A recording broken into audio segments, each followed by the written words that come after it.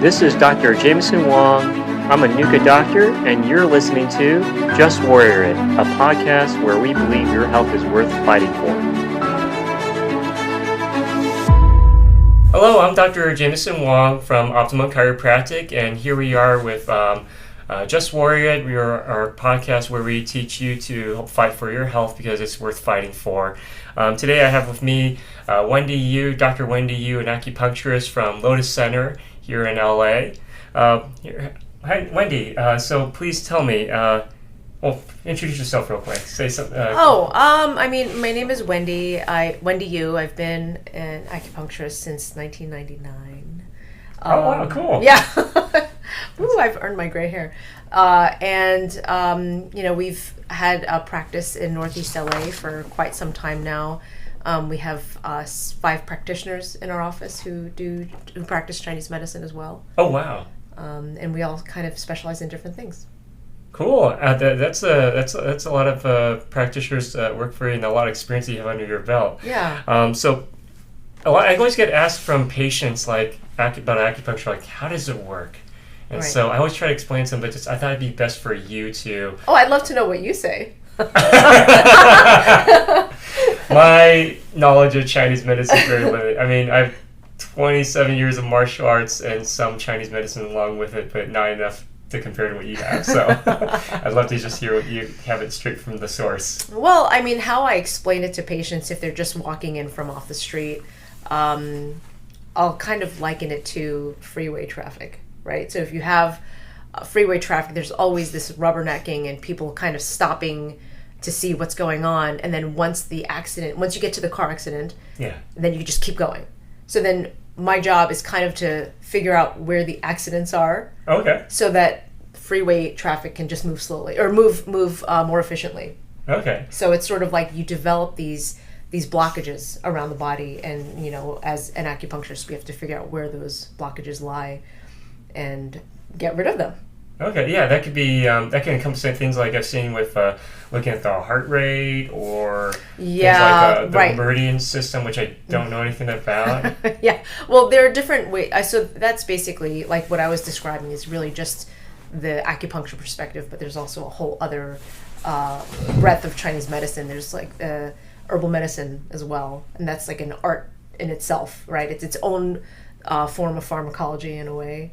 Oh, wow. And then in order to figure out what's going on with each patient, we have to look at your tongue. We have to check your pulses. We have to do some palpation, and we have to get a good history of what's going on. Okay. So it's a lot of information to figure out exactly where people's problems lie. Okay, and then how does the needles actually play a part into that? I'm just curious. Yeah, well, we're kind of working with energy, and we're working with blood circulation. So okay. I guess that kind of speaks to the other question that you'll ask about how would you explain it to someone who's never tried it before, I guess. Yeah, how would you explain it to someone that's never tried it before, pretty much? Right. Well, I guess it's sort of like what I explained before in terms of like, moving blockages. But in terms of like from a Western medicine perspective, there are different ways of going about it. It's been explained in many different ways. There's still ongoing research to figure out exactly what the mechanism is. But I don't know if we can really get to exactly if it's just one thing. Like, for example, they've figured out that, okay, when you insert a needle, it helps, it increases endorphin production, right? Beta endorphins and enkephalins and dynorphins. They also examine what acupuncture does in the brain. So it can activate different parts of the brain. So the amygdala and the hypothalamus and the dorsolateral prefrontal cortex and things like that. So, it depends on what points are needled as well. Okay. Because there are different meridians that go to different parts of the brain. So what is a meridian anyway? Okay. So a meridian, there are different pathways in the body that correspond with certain organs or systems. So that's why sometimes we have to do some palpation to actually palpate along the meridians to see. So for example, let's say there's scar tissue. Yeah. Let's say someone has here's a good example, like open heart surgery. There's going to be a pretty decent scar along the sternum. Oh, definitely, yeah. Right? So that is on what we call the conception vessel or the renmai. And that's like, usually it's a very thick scar, and then that's sort of a permanent obstruction that's created. Yeah. Right? So then we have to figure out if that scar has become a problem. Oh. Most of the time it has, because definitely. it's a scar, so that'll definitely create some obstruction. So then sometimes we have to just, maybe if it's a scar tissue, we just needle into it. And then let's say you get into a car accident or something like that, and you have some soft tissue injury that's affecting your trapezius. That's a certain meridian that gets blocked from that too. Okay. So I don't know if that kind of explains No, it definitely helps. I mean, Okay. Not just surgery, but like people get into accidents, injuries all the time, repetitive motion from our posture, or just the way we move, and then our body lays down those scar tissues, what we call fibrosis. Yes, exactly. And with fibrosis, I mean, you constantly need to, if your body constantly settles it down, it's just one reason why you can't just stretch once and be done. You always have to, at least for stretching wise, you have to keep doing it. And then for that, that would be more specific to how it's affecting your health. Yes, exactly, right. And then there's also like a whole emotional, like the emotional realm comes into it too, because, originally Chinese medicine, pre-communist days, your mind was never separated from your body.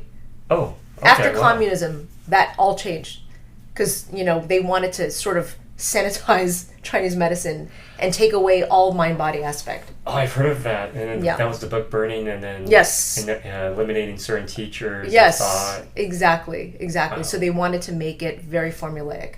And almost like Western medicine in a way. That's what I heard. So I you heard have some aspects were lost with that. Oh, a lot. Like most of the beauty of Chinese medicine was lost with it, which is why, when I was in Chinese medicine school, I was actually in Chinese medicine school with Brandon and with Steve, and while we were in Chinese medicine school, because everything that's taught in Chinese medicine school is all post-communist. Oh yeah. So we knew this while we were in school. So then we actually started taking classes with a classical Chinese medicine doctor who is a Taoist guy. So so this is all like, it predates all of this stuff. So so that's how we kind of came to practicing more from a classical Chinese medicine perspective and taking into account mind-body connection. So That's amazing how everything just, most people, Western medicine wants to take them all separate. And I mean, Eastern philosophy was that everything's all interconnected. Yeah, exactly. Right. Yeah, I think like I was saying with after post-communist, it was like, okay, you have a headache, then you do this point, and you prescribe these specific herbs. Yes. But that's like not how it works. No. In practicality, it does not work that way at all, because everyone's different, as you know. Yeah. Any practitioner that looks at the whole body knows that you cannot categorize everyone like that. Yeah. Yeah. But in sake of, for some people that's like trying to figure out, is it right for me? I guess what would you say would be some of the top conditions that acupuncture may help with? And I know you guys have two sections to your practice. You were helping women with fertility, and then you ended up having to open up a pediatric side too. That's just I know there's different variety of things that acupuncture may help with if someone's trying to search, wondering, is this for me? Right. It depends on the condition. Like, for example, if you have acute appendicitis, don't come and see me. Okay. Yeah. If you've broken a bone, don't come and see me right away. I can fix it. I can help to expedite the healing of it, but don't come to me first. So with any sort of chronic condition, I would say Chinese medicine is very strong with that, because there's a whole internal medicine side of Chinese medicine. But I would say most of what acupuncture, for example, is known for is pain management.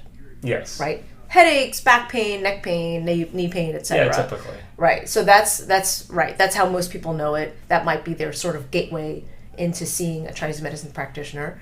And then you have, like I said, internal medicine. So we see a lot of GI issues. We see a lot of neurological issues. We see OBGYN, and like you said, fertility. And I think because for years we were helping so many of our patients get pregnant, and a lot of them had babies. So then we sort of opened up our practice to a pediatric practice as well. So and then what was it? It was in 2008 is when at Children's Hospital I started the acupuncture. I guess I was the first acupuncturist to be credentialed there. Oh, wow. So that was like a very exciting time, because we had been working, like the team that I was working with in pain management department. Yeah. It was we were working for at least 2 or 3 years to try to get acupuncture into Children's Hospital LA. Oh, wow. And it was really hard to do. I bet, yeah. Oh my gosh, it was terrible. But anyway, it finally worked. 2008, our program started, and they still offer acupuncture there. That's amazing. That's good. And yeah. It's good to know that you were a part in setting that forth for other people to have that benefit. Yes. I'm very proud of that. You mentioned some neurological conditions that they help with. What kind of conditions would that be possible? Well, I mean, I guess we see a lot of headaches and migraines and things like that. Vertigo. We see MS. Those types of neurological issues. And one question I get from some people, and I always wonder for myself, does it hurt? Yeah, it depends on who's doing it. Okay. Right? It depends on who's doing it and what kind of needles they're using. I've heard that too. Yeah, because there are some practitioners who are like, no pain, no gain. Oh, okay. But we're not like that. Okay. So like those people, for example, they might use like 30 or 32 gauge needles. I don't know if you're familiar. I'm not familiar with all of those. Yeah, those are like a little bit thicker, but they're still nothing compared to like a hypodermic needle. Oh, yeah. You know, they're much smaller. Okay. So, and I would say that like most of what we use is about 38 gauge. So that's very, very, very thin. And patients will feel either nothing or they'll feel a little pinch. Once in a while, they'll have like a sharp sensation, and that's usually, you know, I just might have to adjust the needle a little bit if I possibly hit a superficial nerve. Okay. That's why for most people that they don't experience, they don't feel anything at all, or just a small little something, but no, not saying that they have to feel that sharp pain. No, definitely not. And then for females, it also depends on where they are in their menstrual cycle.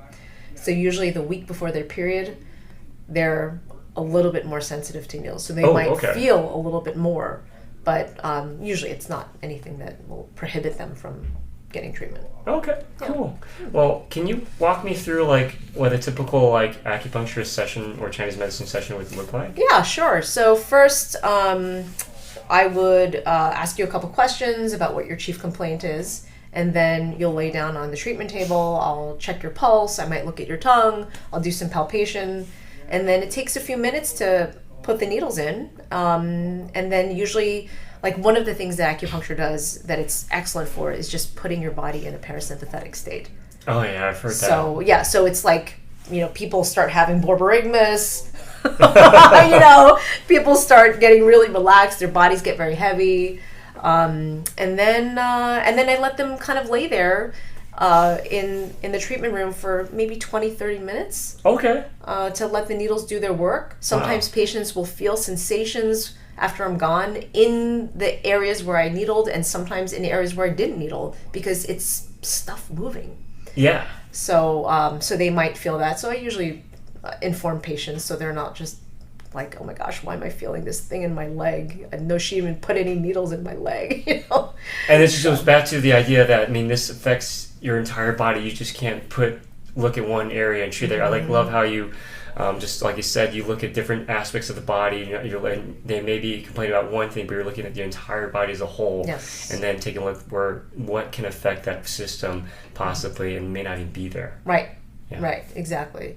So, and then usually, you know, it's a good time for patients to take a little nap anyway.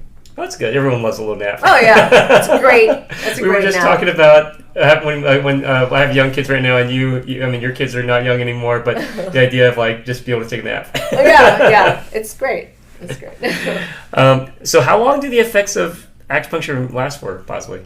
It depends on what the condition is. It depends on how receptive you are to acupuncture. So, I think genetically, some people are much more receptive to the effects of acupuncture than others. Like, for example, there are some people who can have like a runner's high when Oh, they exercise, wow. right? Yeah. So, and some people don't get that. Not all athletes will have that. So that actually, because acupuncture affects endorphin response, Yeah. those people who, for example, will get a runner's high will definitely feel the acupuncture. Oh, wow. So it's pretty interesting. And then there are other people, I could stick I don't use like 500 needles, but I could put as many needles as possible and they will feel nothing. Wow. So it's fascinating. But I guess the question was not that. It was Just how How long does it last? Yeah, it depends on like I said, the condition, and usually, like for example, I just had a patient yesterday who was coming in for some sort of chronic pain, and I told her, I'm like, okay, you should, like, to know if this is working for you, give me like 3 sessions on a weekly basis, and by then we'll know if there's some sort of change. Sometimes I'll see patients, they might feel relief for a couple hours or maybe a couple days. Oh, okay. Wow. Okay, and then maybe the pain will return either full force or maybe a little bit less. And then I'll treat them again, and it's sort of like knocking the pain lower and lower. Okay, yeah, definitely. Yeah. Just helping the body along. And so, are there any side effects with acupuncture? Okay, so sometimes patients will have a little bruising. Okay. Yeah. If they bruise easily, or maybe if I hit a little superficial blood vessel, and unfortunately I wasn't trained with X-ray vision, so I can't really see that. Like maybe would do. Yeah, that'd be nice though. Yeah. So sometimes people might have bruising. Sometimes after treatment, especially the first treatments, people might walk out and they're like very tired and very spaced out. So I'm like, okay, just go home and relax. That's the idea of putting the body back in the parasympathetic mode and very relaxed. And right, exactly. And then just like down. Sometimes when patients are so imbalanced, and I'm trying to put their body in balance, their bodies have a hard time adjusting to that. So they might feel tired for like the rest of the day. I'm like, okay, don't do any crazy exercise, don't do anything crazy tonight. Just go home and go to sleep or rest. Okay, yeah. So I'd say there's that. What are some other side effects, if you call it a side effect? And then sometimes, let's say I am working on a local area that patients are complaining of pain, like if they have knee pain and I put needles in their knee. So I am increasing the microcirculation in the area, along with all of the sort of healing factors that come in the blood. So once in a while, patients will feel an exacerbation of pain for about 24 hours or less. Okay. Because it's like the body trying to flush that area out. Yeah. And fix it. And, sometimes you might feel a little bit uncomfortable. So I just try to tell them, like, try to avoid anti-inflammatories because, that's going to suppress what I'm trying to do. Oh, definitely, yeah. So, yeah. So those are probably the most common side effects. Okay, nice. Yeah. Well, thank you for sharing all of that. I hope that answers any questions that people may have for acupuncture. But one more question is, if someone's thinking of doing acupuncture, how can they reach you? We have a website, we have Instagram, we have a YouTube page, we have a receptionist, so they can just call us or look at our website. It's www.lotuscenter.com. Okay. Our phone number is 323-551-5962. Okay, well, we'll have all that contact information and listen to the details. They can text the front desk. Okay, that's perfect. Yeah, everyone loves easier. texting. That's much easier sometimes versus calling. Totally. Yeah, especially, you're always wondering if you get, if they don't pick up right away, but at least they got the text and it's someone's going to see it. Right, exactly. That was a game changer when we added texting. Same here. I almost thought about taking that away when we were trying to switch services, and just that wasn't going to fly. Yeah, it's just too convenient. Okay. Well, thank you, Dr. Wendy, for coming on Just Warrior. So we'll have the details about how to reach her, and if you have any questions about acupuncture, you reach out to her as well. But thank you. Thanks.